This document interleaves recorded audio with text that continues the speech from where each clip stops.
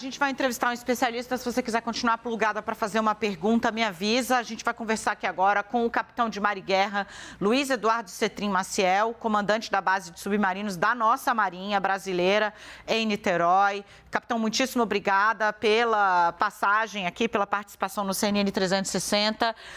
Capitão, eu acho essa história tão complicada, intrincada e bizarra de cima e embaixo, depois que eu fui pegar os detalhes de, bom, olha, é impossível que alguém que está dentro da embarcação tome qualquer atitude para ao menos controlar, né, subida ou descida do equipamento. É tudo feito por uma espécie de remoto, né? É uma pessoa que está fora, que comanda, que dá todos os comandos.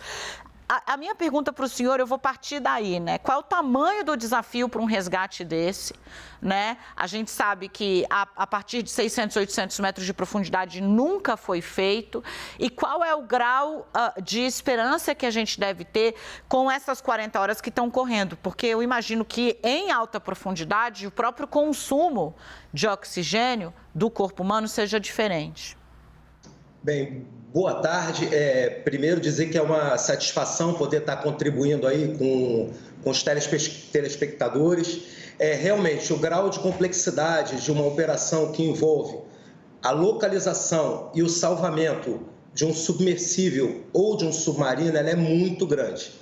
É claro que cada momento que passa, a preocupação vai aumentando, principalmente no que já foi bem explorado pela reportagem, a parte de controle de oxigênio e o controle do gás carbônico, que também são dois elementos que vão variando em paralelo dentro da atmosfera do submarino.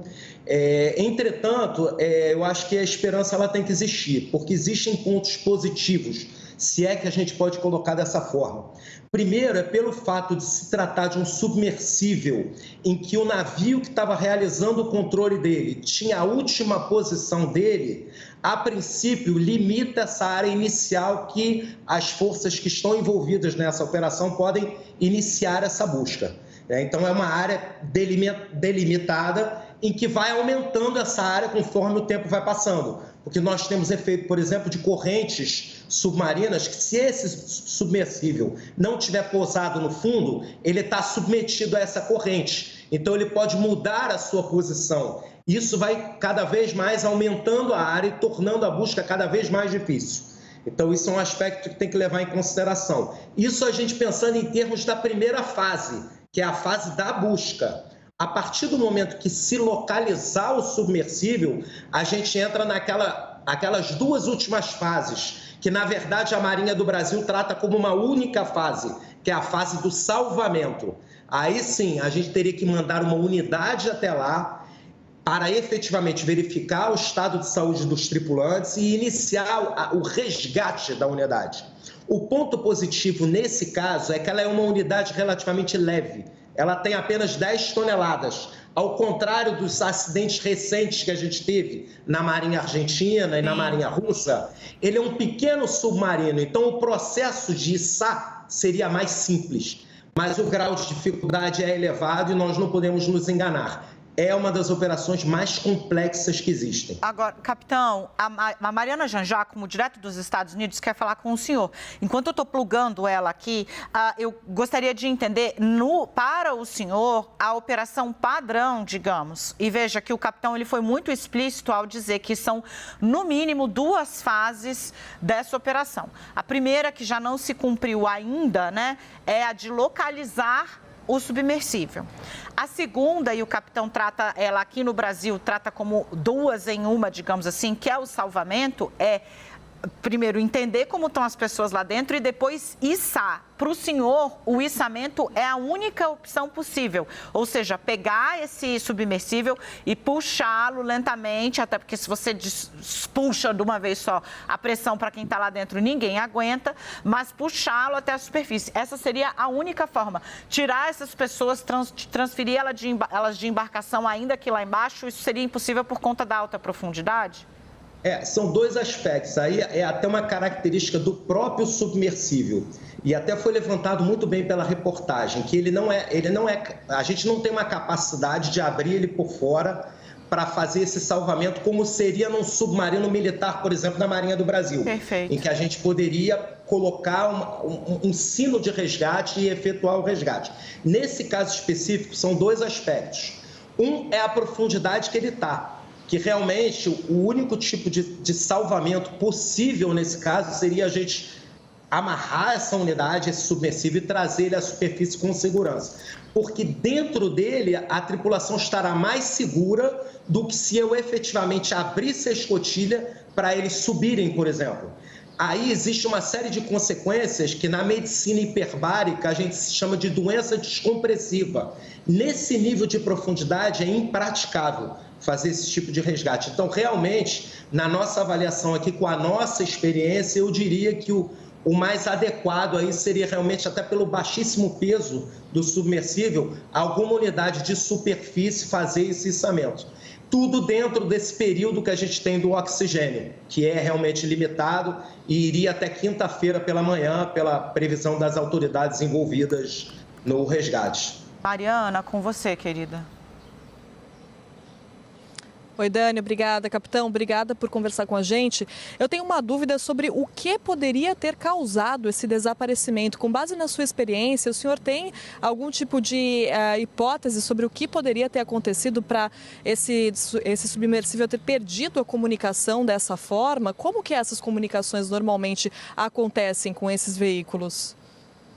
Bem, é um pouco prematuro até para a gente poder falar alguma coisa, porque o número de sistemas envolvidos numa plataforma dessa são inúmeros. Eles poderiam, por exemplo, ter tido uma avaria elétrica que impossibilitasse a comunicação e eles ainda estivessem bem mergulhados. Poderia ter sido simplesmente uma avaria no sistema de comunicações. Então, assim, eu acho que seria uma especulação muito grande da nossa parte, nesse momento inicial, a gente levantar alguma coisa. Mas eu diria que eu acho que é a preocupação maior de todos agora nesse momento.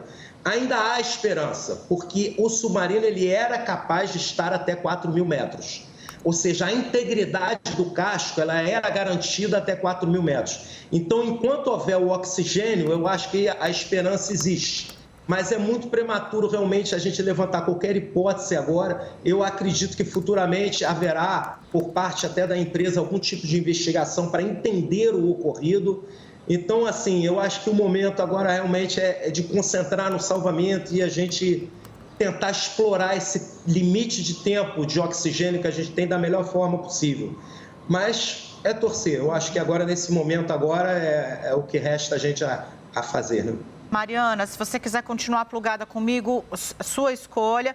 Capitão, o senhor fica comigo mais alguns minutos? Porque o senhor falou do peso do submersível e a gente preparou uma arte aqui mostrando mais ou menos como ele é, essas 10 toneladas, qual é o material. Então, eu quero exibir. Olha aí na sua tela, olha. O submersível que o capitão está detalhando aqui com a gente e que desapareceu é essa figurinha aí, interessante, quase caricata, que você está vendo na nossa ilustração, da Ocean Gate, tá? Ele estava, digamos assim, é algo inovador. Ele pesa 10 toneladas, o que para a gente pode parecer muito, mas como o capitão deixou claro, para fazer o que ele faz, isso aí é quase peso-pena, se você for pensar em termos de box. Ele é um aparelho leve. Por quê? Ele é feito de fibra de carbono e de titânio. Ele só leva ali 5 pessoas. É o que tem lá dentro hoje. 5 pessoas. Entre essas pessoas tem um capitão, que é considerado um dos mais capacitados exploradores para esse tipo de expedição, que era ir até o Titanic, que está a 3.800 metros de profundidade. Veja que a profundidade não é para ser um desafio invencível para essa máquina, porque ela tem capacidade de até 4.000 metros de profundidade, então ela está dentro da zona de segurança dela para fazer o mergulho que ela fez. E ela tem uma capacidade, um estoque de oxigênio que dura até 96 horas.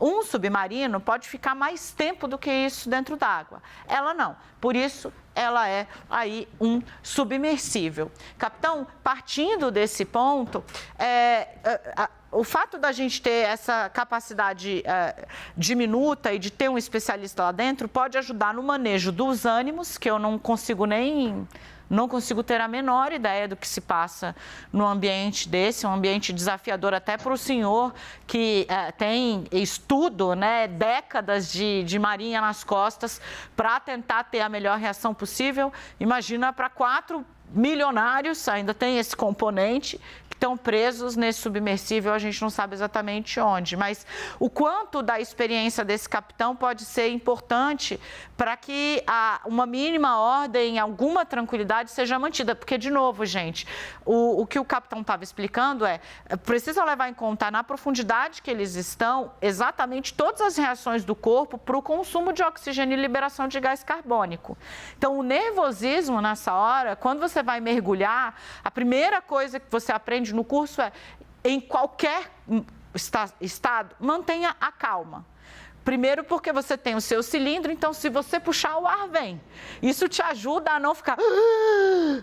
E eu imagino que isso tenha que ser levado em conta lá dentro também.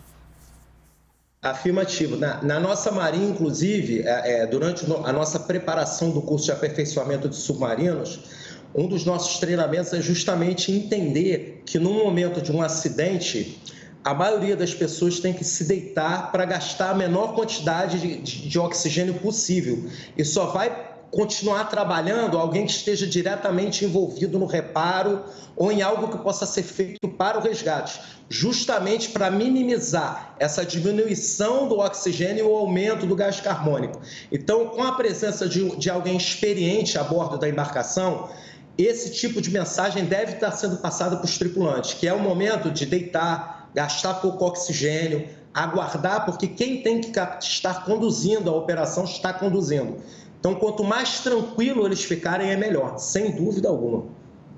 Capitão, muitíssimo obrigada. Gente, esse é o capitão de Mar e Guerra, Luiz Eduardo Cetrim Maciel. Ele está ali na base de submarinos da Marinha em Niterói, subcomandante. Muito obrigada pelos esclarecimentos. A gente está aqui torcendo pelo melhor para que essa operação inédita na nossa história, como humanos, venha a ser realizada, que a gente consiga quebrar essa barreira nas próximas 40 horas. Obrigada, capitão, pela disponibilidade e pela clareza na entrevista. Até a próxima.